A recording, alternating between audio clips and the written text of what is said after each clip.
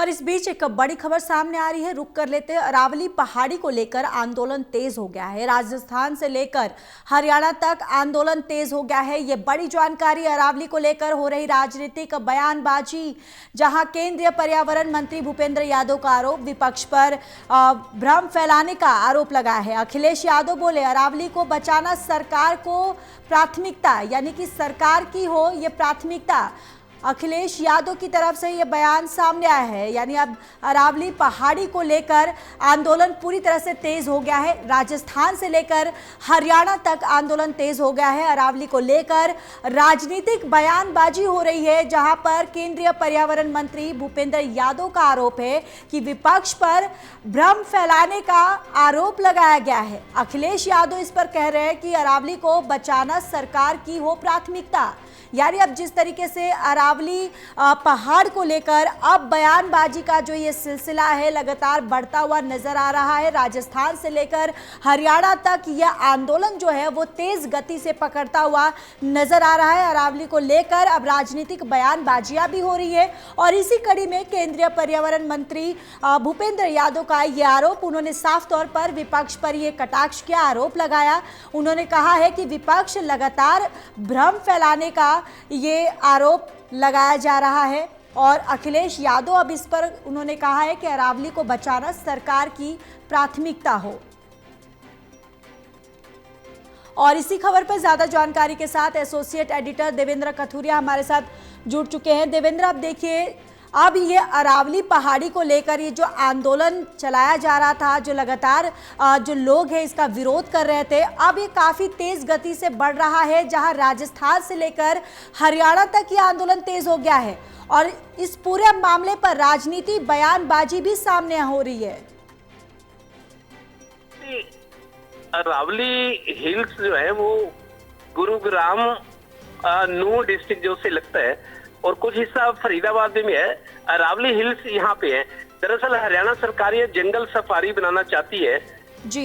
हरियाणा के मुख्यमंत्री और पर्यावरण मंत्री राव नरबीर सिंह और मनोहर लाल जो केंद्र में मंत्री है, इन तीनों ने अभी पीछे दौरा भी किया था। सरकार की योजना है कि यहाँ 10,000 एकड़ जमीन जो गुरुग्राम जिले की और कुछ नूह जिले की, क्योंकि नूह गुड़गांव सटे हुए जिले हैं, तो 10,000 एकड़ जमीन पर जंगल सफारी एंटरटेनमेंट होगा। मतलब जंगल सफारी जैसे विदेश में है, भारत में अभी तक कोई जंगल सफारी नहीं है, तो सरकार इसे जंगल सफारी बनाना चाहती है।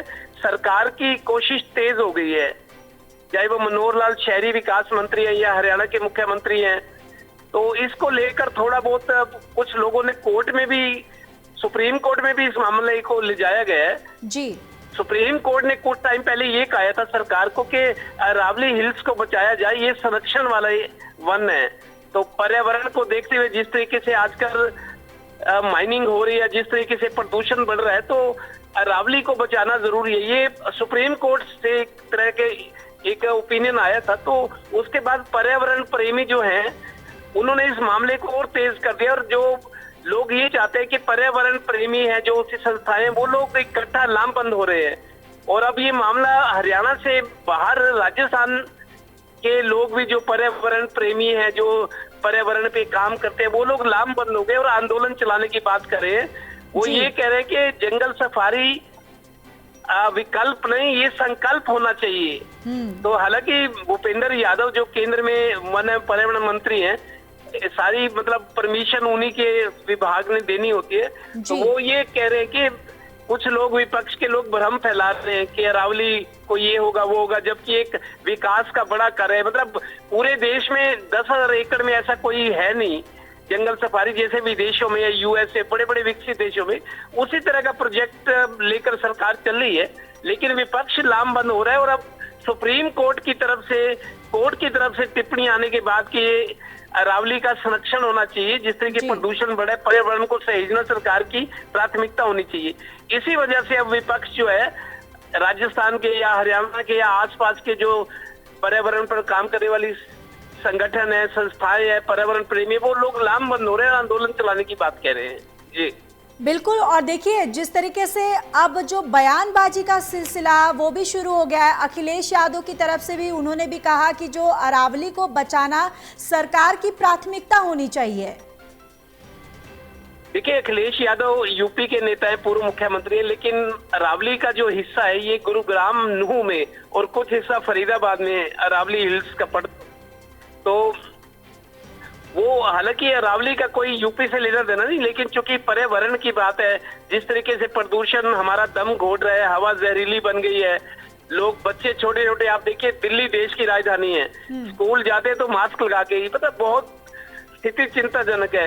हो सकता है उनके सामने इस तरह का कोई संदर्भ या कोई बात आई हो, तो अखिलेश यादव ने भी विरोध किया है कि अरावली को इस तरह उजाड़ा ना जाए, उसको सहेजना चाहिए और पर्यावरण उसको बनाए रखना सरकार की जिम्मेदारी है।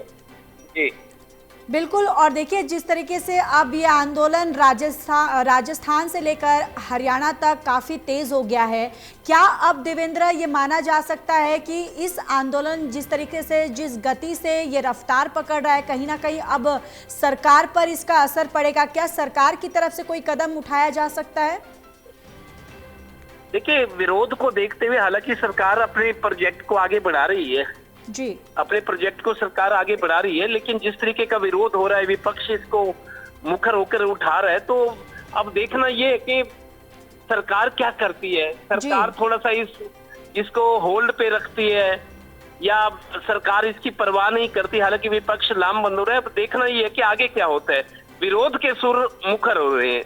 बिल्कुल बिल्कुल देवेंद्र, ये देखने वाली बात होगी कि अगर आने वाले समय में सरकार की तरफ से जो नेक्स्ट स्टेप है वो क्या आखिर सरकार की तरफ से लिया जाएगा, ये देखने वाली बात होगी। चलिए देवेंद्र, तमाम जानकारी के लिए धन्यवाद। जी।